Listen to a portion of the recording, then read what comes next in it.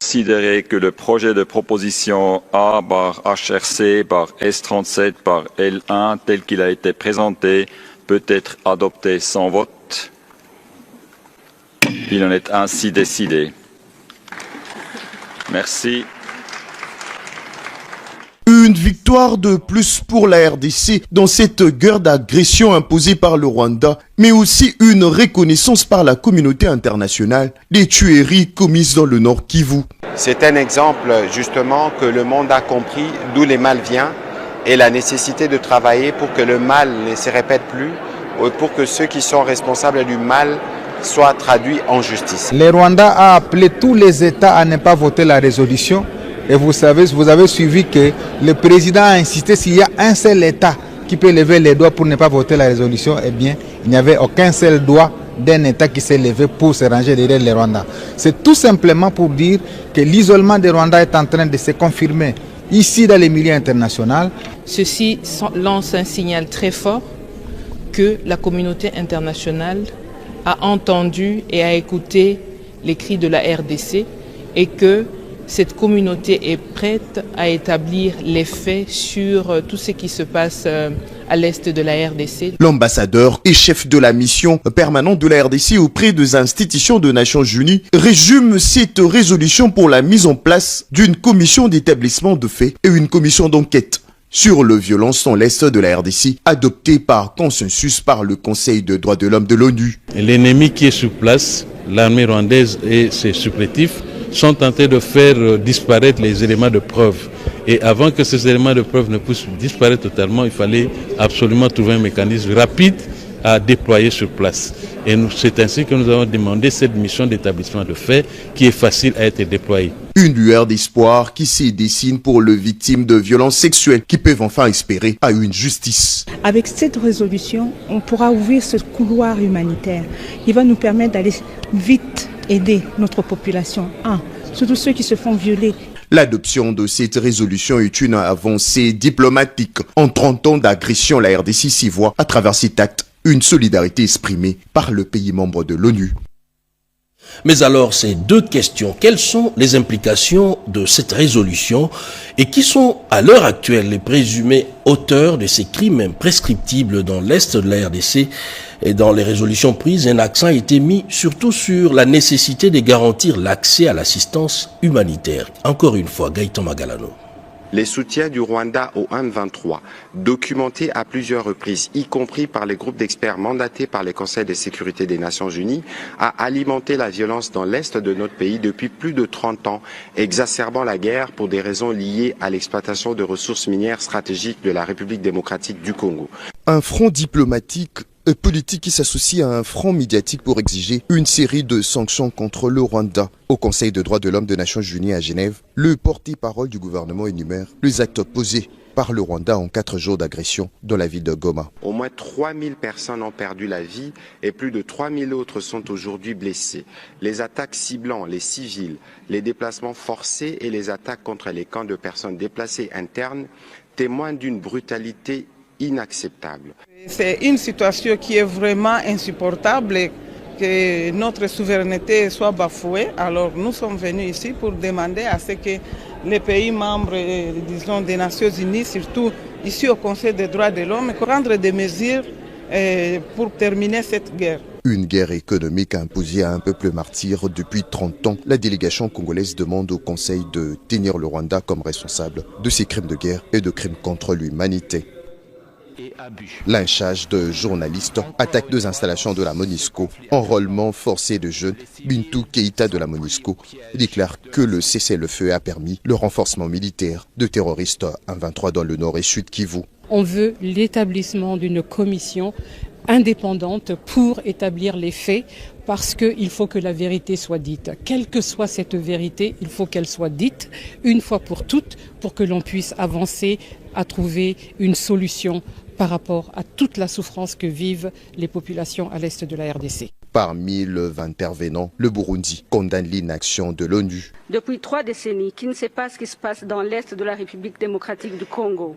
Certains d'entre nous n'ont-ils pas fait le choix de détourner le regard de la souffrance que vit la population congolaise? Pas un seul centimètre ne sera cédé. La RDC utilise tout le front pour mettre fin à cette aventure rwandaise de mauvais goût qui a coûté la vie à plus de 12 millions de Congolais. Il ne s'agit pas tout simplement d'une crise humanitaire, mais d'une guerre délibérée contre des populations civiles innocentes. Propos de Denis Mukwege, prix Nobel de la paix, qui pointe sans détour le doigt à l'armée rwandaise dans ses crimes. Suivez. La situation à Goma aujourd'hui et au sud Kivu a atteint des niveaux désastreux.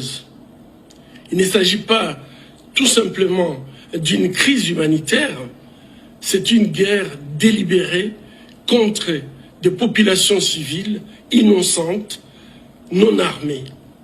Et à l'exemple, c'est des images que nous avons de la prison de Munzenze, où les femmes et les enfants ont été tout simplement violés, tués et après brûlés.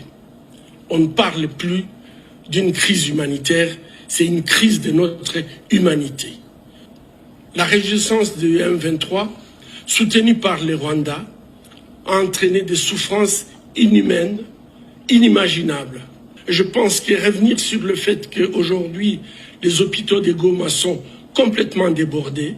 J'étais ce matin avec un collègue avec qui j'ai discuté. Ils ne savent plus quoi faire. Les gens meurent comme des mouches. Ils n'ont plus suffisamment de matériel pour les opérer. Plus de 3000 malades qui nécessitent des chirurgies, de grandes chirurgies. Sans soutien, c'est pratiquement intenable dans la ville de Goma. Mais en dehors de la ville, il y a tous ces cadavres. On a déjà ramassé plus de 3000 corps, mais il y en a encore dans des rues, il y en a encore dans des quartiers qui sont en décomposition. Quelle image nous donnons à notre humanité? Quelle peut être une cause pour que l'armée rwandaise et le M23 agissent de la sorte et que nous ne soyons pas à mesure de prononcer les mots sanctions? Et parlons toujours de la situation sécuritaire dans la partie est du pays. Le 6e sommet extraordinaire de la Communauté économique des États d'Afrique centrale, CEAC, qui s'est tenu ce vendredi à Malabo en Guinée équatoriale, condamne la présence de l'armée rwandaise sur le sol congolais. On en parle avec Willy Atunakov. Suivez.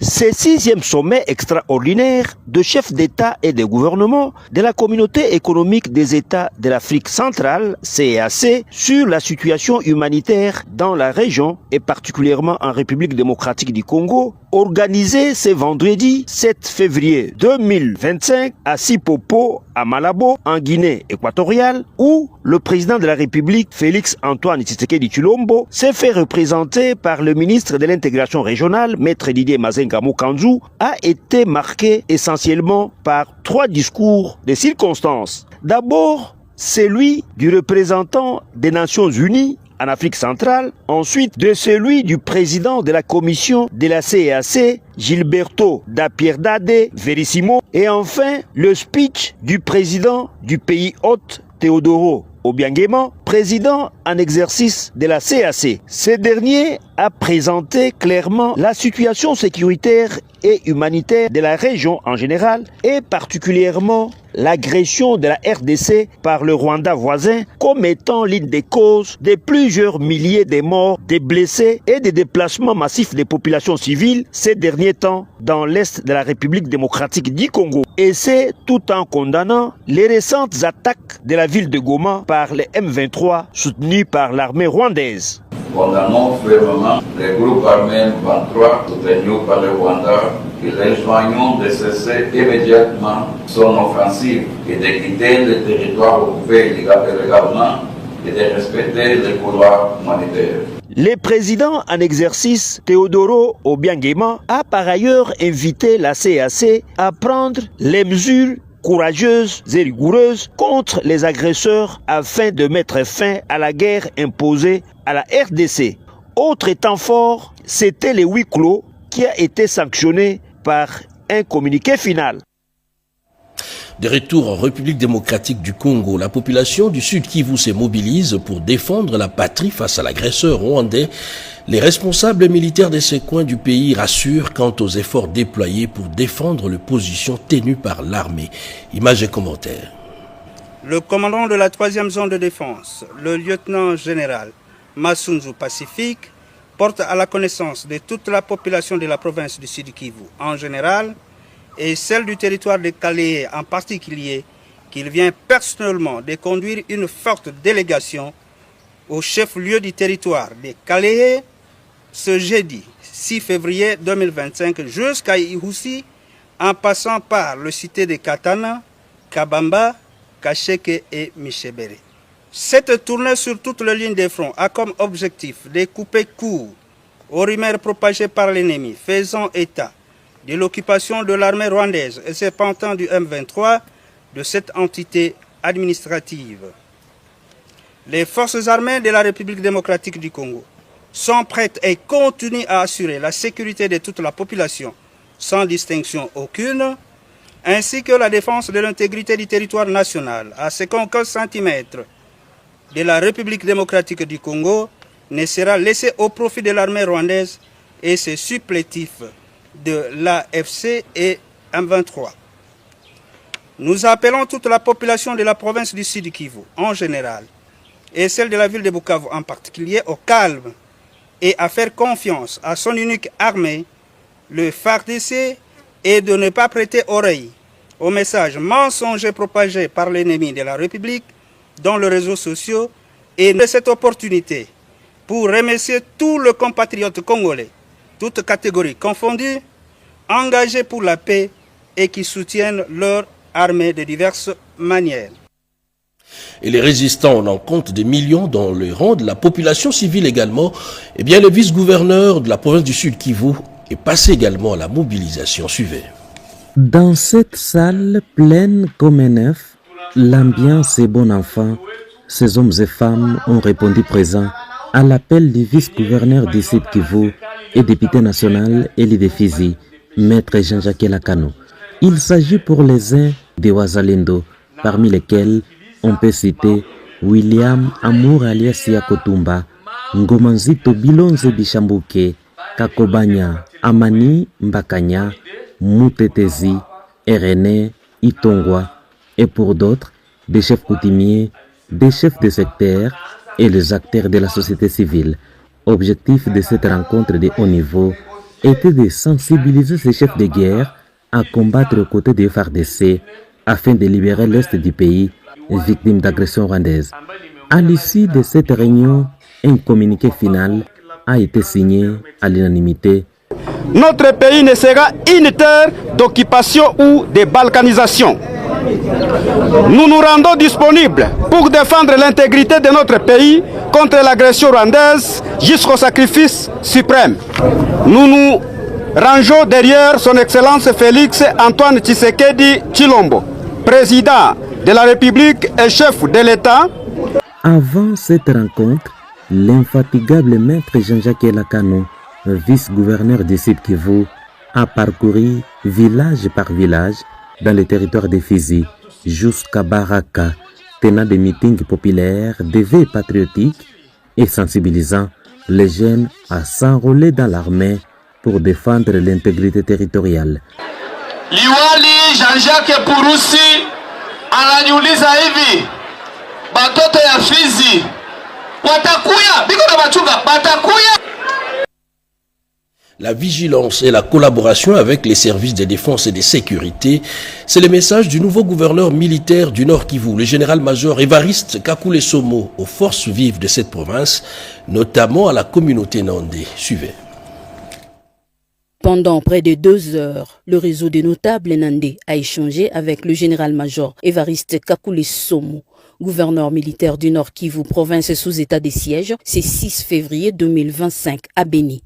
Après qu'ils ont remercié le chef de l'État, son Excellence Félix-Antoine Tshisekedi Tshilombo, pour sa nomination en cette période de guerre, l'équipe constituée des prélats, commerçants, coutumiers et autres venus de Butembo a reçu les orientations claires et nettes du gouverneur militaire du Nord Kivu sur les attitudes à adopter pendant la période de guerre. C'est notamment la vigilance et la collaboration avec les forces de l'ordre et de sécurité. À son tour, l'équipe s'engage à prier pour le pays et ses dirigeants, encourageant ainsi la population à rester sereine. Monseigneur Mouindo Adolphe, évêque de l'église anglicane du Nord Kivu, le dit ici clairement. Oui, on l'a d'abord félicité et puis il y avait le partage, on lui donnait un peu la situation sécuritaire dans notre milieu. Bon, l'état des lieux aujourd'hui, nous sommes à période de guerre. Alors, comme vous voyez parmi nous, il y a des chefs coutumiers, il y a aussi des leaders religieux.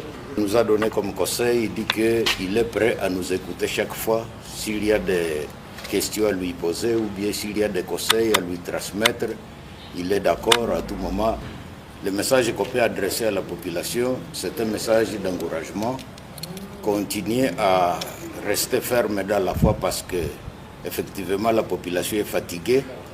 Mais après le partage avec notre gouverneur, il nous encourage, il nous dit que nous devons tous nous unir. Si on est unis, et puis on peut lutter ensemble pour que nous puissions vaincre l'ennemi. Cette rencontre rentre dans le cadre des états des lieux de la province du Nord Kivu après la prise des fonctions du nouveau gouverneur militaire à Béni. Et la dégradation de la situation sécuritaire dans le Nord Kivu impacte directement sur les activités économiques. Les secteurs agricoles seraient le plus touchés, s'il faut le dire ainsi. Et c'est les grands focus de ce soir, de ce journal. Suivez. Bénéficiaires du financement de leurs projets par les gouvernements nationaux dans le but de matérialiser la vision du chef de l'État Félix-Antoine Tshisekedi, laquelle vision est de créer 6 millions d'emplois au cours de son nouveau quinquennat, le responsable des micro, petites et moyennes entreprises PME évoluant dans les Haut-Katanga était rassemblé dans la grande salle du bâtiment du 30 juin autour du président de l'Assemblée provinciale du Haut-Katanga, l'honorable Kaboumamba Michel. C'est ici l'occasion pour le numéro 1 de la première institution politique en province de décourager les jeunes entrepreneurs à ne pas céder à tout appel de l'ennemi qui vise à déstabiliser la nation. Notre pays est en guerre, on ne peut pas faire le business quand un pays est en guerre. La guerre n'est pas pour le président de la République, son Excellence Félix-Antoine Tshisekedi. Cette guerre, elle est pour tous. Oui. Nous jeunes qui sont ici, entrepreneurs, on peut faire des millions en étant conscients. On peut faire des millions en étant citoyen de la République. On ne peut pas faire des millions quand on vous propose, on va vous donner des millions de l'Est. La plupart des jeunes qui sont allés là-bas aujourd'hui sont en train de regretter parce qu'ils ne savent pas comment rentrer encore ici. Il faut préciser qu'une mission conjointe, Assemblée provinciale, ministère de l'économie, ANADEC et entrepreneurs sera dépêchée à Kinshasa pour le suivi du processus de financement des projets bancables et capables de créer des emplois en province. L'église kimbangiste également s'accorde à soutenir les forces armées de la République démocratique du Congo. On en parle à travers ces reportages. Suivez.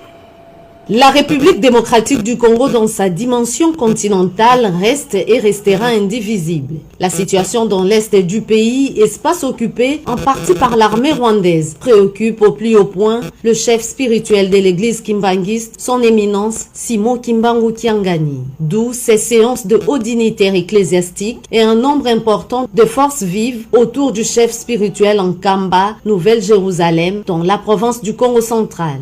L'église kimbangiste exprime sa compassion tout émue pour les souffrances de tout le peuple congolais, principalement les populations meurtries de l'Est de la République démocratique du Congo. Depuis 1921, la République démocratique du Congo est un pays prophétique et de promesses une et indivisible. Papa Simo Kimbangu l'a ceinturé sur son chemin de la passion du Congo central au Katanga via Kinshasa, Équateur, la province orientale et le Grand Kivu en allant et du Katanga au Congo central via le Grand Kasaï, le Bandundu et Kinshasa au retour en 1960. Exprime son soutien indéfectible et appuyé à l'endroit de son Excellence Félix Antoine Tshisekedi Tshilombo, président de la République, soutient les vaillants soldats des forces armées de la République démocratique du Congo, ainsi que le patriote Wazalendo qui défendent la patrie avec abnégation, persévérance et courage. Les confessions religieuses se succèdent pour dire non à l'agression et oui à la paix dans le Nord Kivu. Quelques-unes se sont exprimées au micro de nos reporters. Suivez. Révoltés par les atrocités et graves violations des droits de l'homme et droits humanitaires que commettent les forces armées rwandaises en terre congolaise, à l'image plus de 4000 morts rien qu'à Goma, le mouvement chrétien pour la solidarité et la démocratie, MCSD, parti cher au sénateur honoraire Roger Mwaka Mwaka, apporte son soutien au président de la République, chef de l'État, Félix Antoine Tshisekedi Tshilombo, commandant suprême des FARDC. Le MCSD renouvelle son soutien au président de la République, chef de l'État, commandant suprême de FARDC, de la police nationale et des services de sécurité.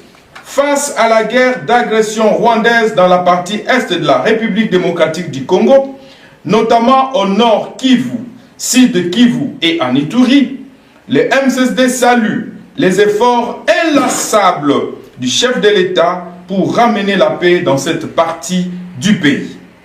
Par ailleurs, salue la rupture de relations diplomatiques avec le pays agresseur que le Rwanda. Le MCSD encourage les gouvernements centraux à disponibiliser plus de moyens pour encourager les efforts de nos vaillants militaires ainsi que ceux de patriotes Wazalendo.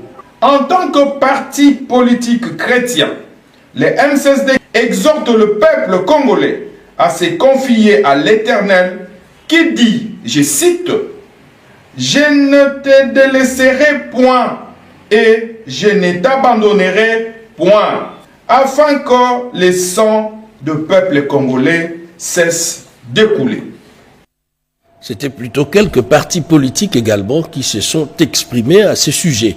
L'on enregistre cependant des avancées significatives dans le processus de désarmement et démobilisation des ex-combattants. Une importante mission du programme de désarmement, démobilisation, relèvement communautaire et stabilisation vient de séjourner dans la province de l'Ituri. On fait le point avec Peggy Mukunda. Redynamiser la coordination provinciale du PDDRCS dans la province de l'Ituri, renforcer nos synergies avec les partenaires et accélérer la mise en œuvre de projets de relèvement communautaire pour offrir des opportunités socio-économiques aux ex-combattants et aux communautés. C'est les propos du coordonnateur national du PDDRCS, Jean Dédieu, Désiré Ntangatita, accompagné de son adjointe en charge des questions techniques et opérationnelles, Marie-Chantal Lumba, au cours d'un point de presse tenu à l'issue de leur mission de service dans cette partie du pays. Cela nous a permis de procéder au renforcement des capacités de nos équipes et aussi procéder au lancement des opérations de mobilisation de près de 1200 clients qui se sont volontairement engagés dans les processus de paix. Le réussite de la démobilisation des ex-combattants à Mabanga marque une avancée significative pour la restauration de la paix. Nous avons entre autres la sensibilisation et la mobilisation communautaire pour encourager les uns et les autres à s'accepter, à renforcer la cohésion sociale, mais aussi à supporter le développement des activités génératrices de revenus que les bénéficiaires vont pouvoir développer. La nouvelle équipe de PDDRCS appelle les partenaires techniques et financiers, les bailleurs de fonds, la société civile et les secteurs privés à s'impliquer activement car la stabilisation de l'Ituri est une responsabilité commune. Le gouvernement congolais, sous l'impulsion du président de la République, s'engage pleinement à accompagner ce processus. Et dans un tout autre registre, 30 millions de dollars américains, c'est l'enveloppe remise à la Direction générale de la Régie des voies aériennes au profit des retraités. C'est le ministre du portefeuille Jean-Lucien Boussa qui a présidé cette cérémonie. Edith Chala et Fils Mounouma. Les retraités de la régie des voies aériennes, RVA, peuvent pousser un ouf de soulagement. Enfin, ils ont droit à des jours tranquilles après des loyaux services rendus à la RVA. Au nom de la première ministre, chef du gouvernement Judith Souminois, le ministre du portefeuille Jean-Lucien Boussatongba a remis à la RVA le chèque du paiement des décomptes finaux à son personnel retraité.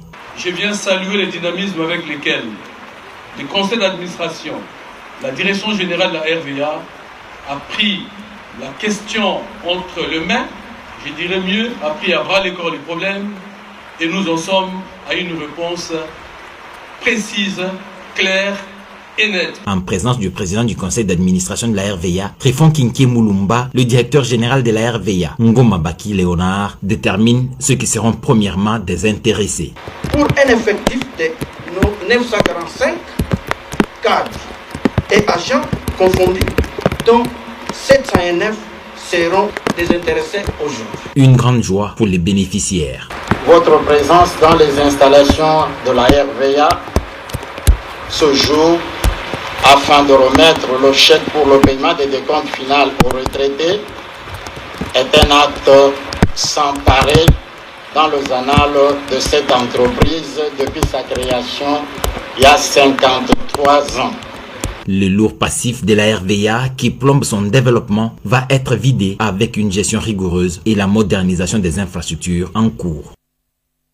En dehors des sujets habituels sur le pacte social avec le gouvernement central, eh bien l'association plutôt des professeurs de l'université de Kinshasa apporte également sa contribution dans l'effort commun pour soulager les victimes de la guerre d'agression dans la partie est du pays à travers un don de sang.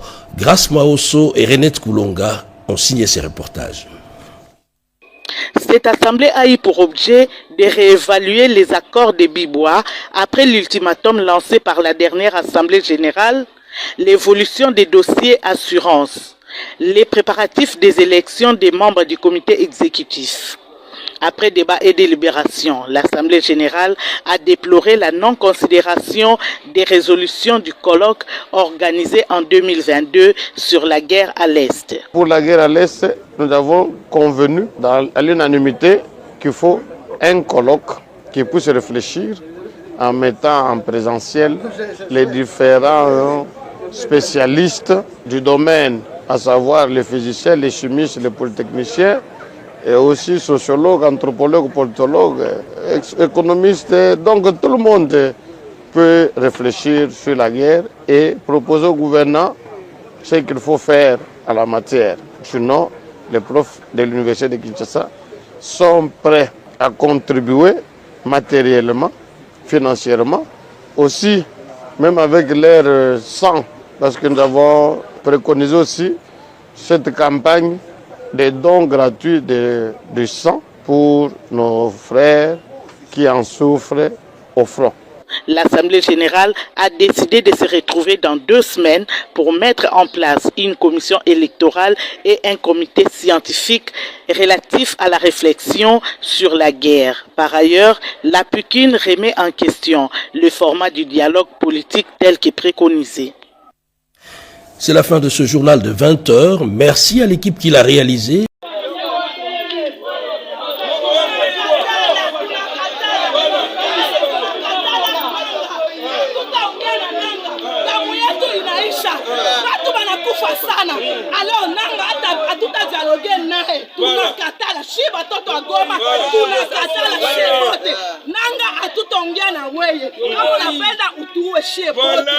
Kama ni vile utapigana au utabeba goma. Pale dialogue avec